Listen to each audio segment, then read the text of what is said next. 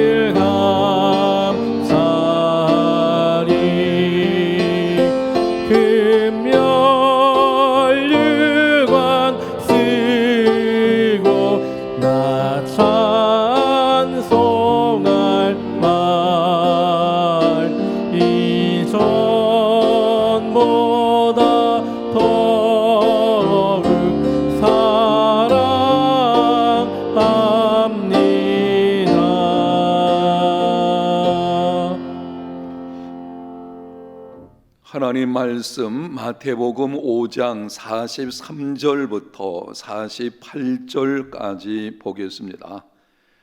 또 내 이웃을 사랑하고 내 원수를 미워하라 하였다는 것을 너희가 들었으나 나는 너희에게 이르노니 너희 원수를 사랑하며 너희를 박해하는 자를 위하여 기도하라.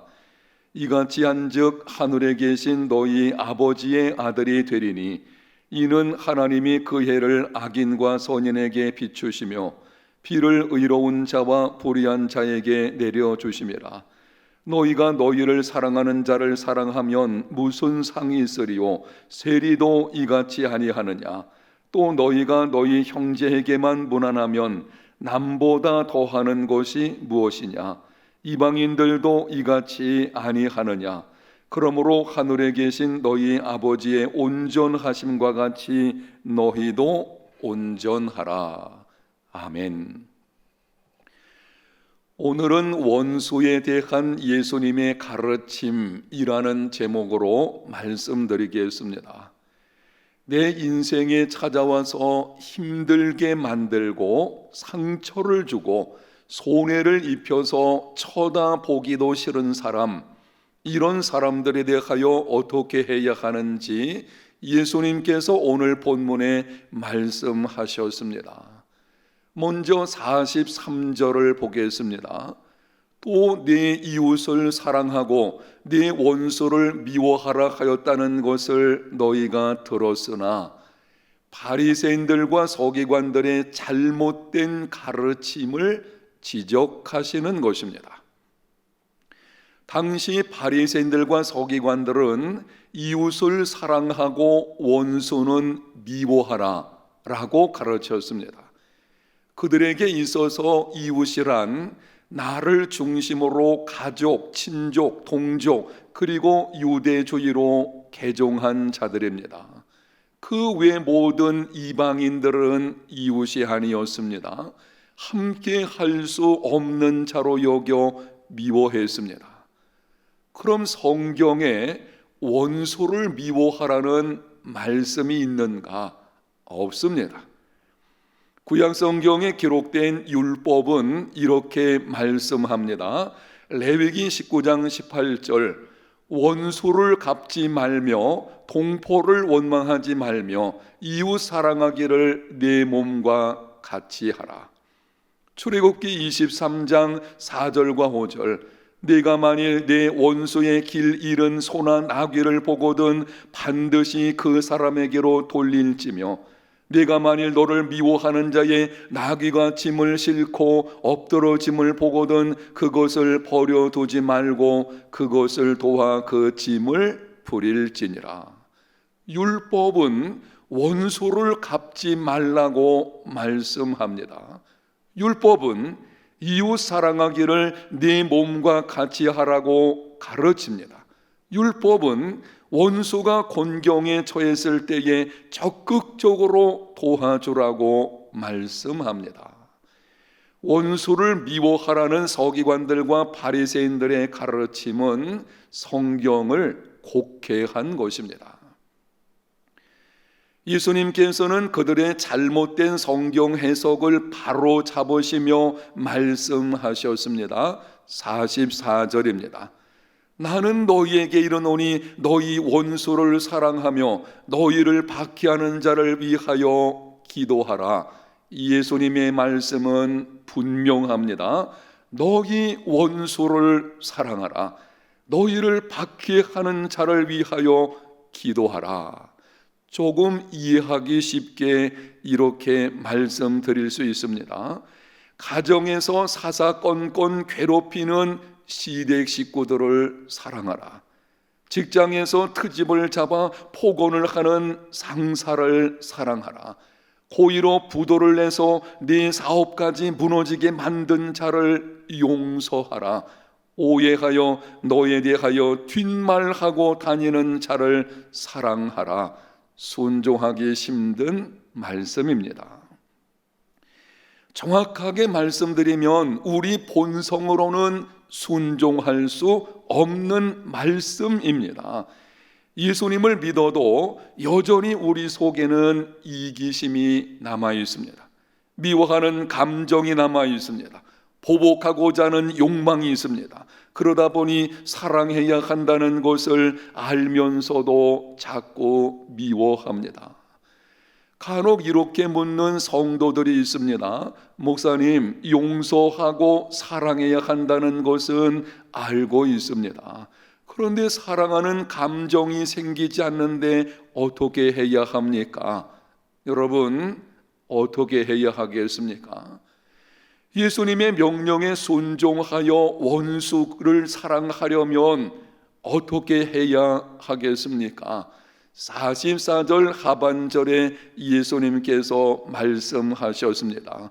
너희를 박해하는 자를 위하여 기도하라. 원수를 사랑하는 말씀에 순종하려면 나를 박해하는 사람, 나를 힘들게 하고 내게 손해를 끼친 그 사람을 위해 기도해야 합니다. 사랑하는 감정은 없어도 그 사람을 위해서 기도할 수는 있습니다. 기도를 시작하면 기도하는 중에 미워하는 마음이 점점 사라집니다. 그 사람이 불쌍하다는 생각이 들게 됩니다. 후에는 그를 위해 선한 일을 계획하게 됩니다. 저는 오랜 세월 목회를 하면서 성경 말씀과 여러 사람의 간증 그리고 제 경험을 통해 분명하게 깨달은 것이 있습니다.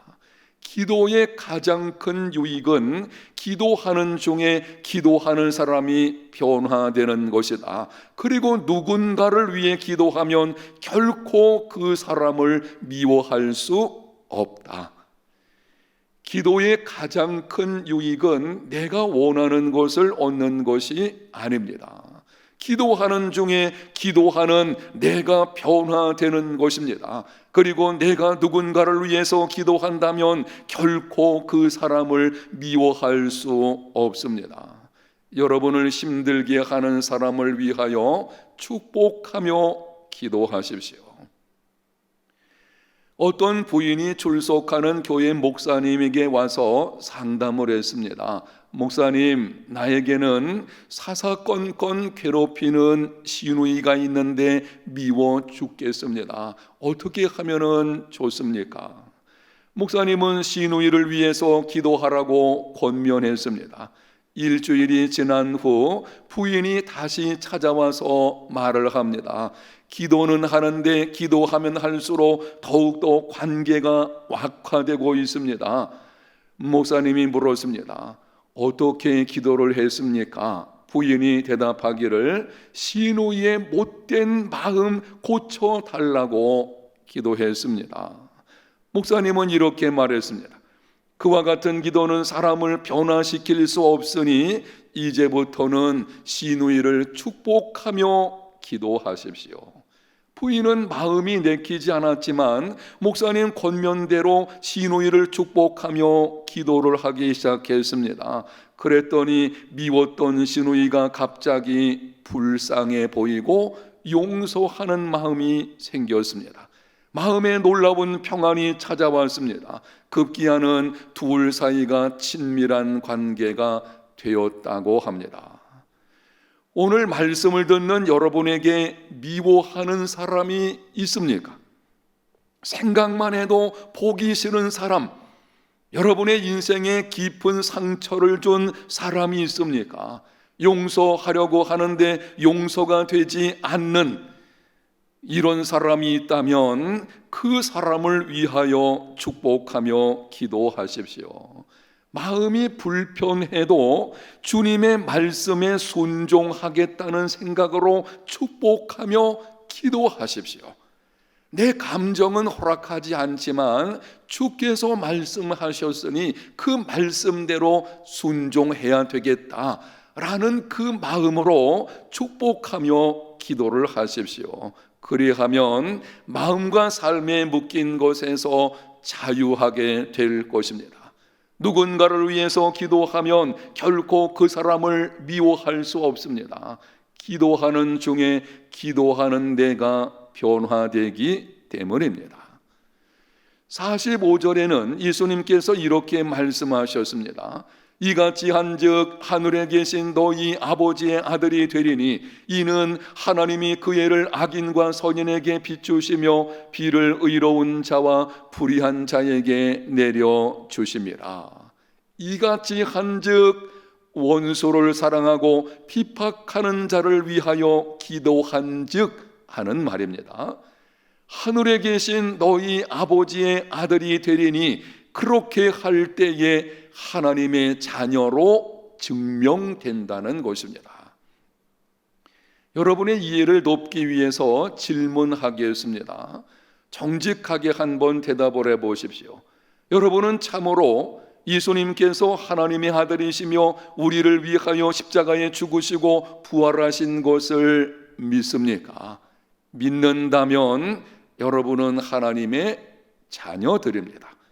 여러분이 예수님을 믿음으로 하나님의 자녀가 되었다면 이 질문에 한 번 더 대답을 해보십시오. 여러분이 하나님 자녀된 증거는 무엇입니까? 도덕적으로 좀 더 나은 자가 된 것이 하나님 자녀의 증거가 아닙니다.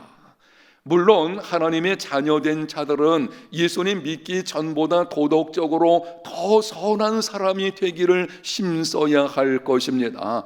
그러나 예수님을 믿지 않는 자들 중에서도 도덕적으로 살기를 힘쓰는 자들 많이 있습니다. 교회 나와서 예배하고 기도하고 봉사하는 것, 하나님의 자녀로서 반드시 해야 하는 것입니다. 그러나 그것이 하나님 자녀의 증거인 것은 아닙니다. 교회에 나와서 열심히 신앙생활을 하면서도 아직까지 예수님 믿지 않는 자들도 있을 수 있습니다.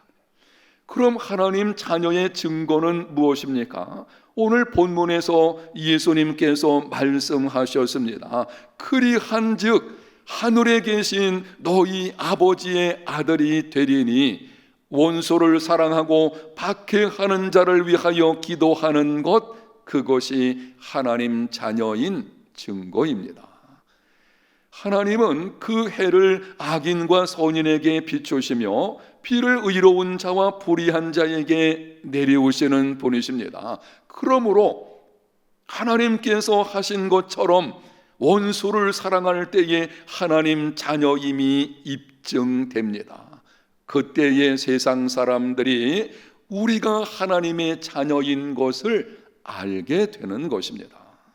사랑하는 성도 여러분, 오늘 본문 47절 중반절에 보게 되면 예수님께서 우리에게 도전하십니다.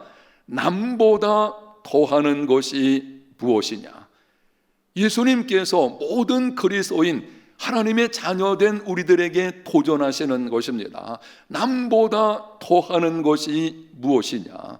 내 인생에 찾아와서 힘들게 만들고 상처를 주고 손해를 입혀 쳐다보기도 싫은 사람, 이들에 대하여서 예수님 믿지 않는 자들이 행하는 것보다 더하는 것이 무엇이냐고 물으시는 것입니다.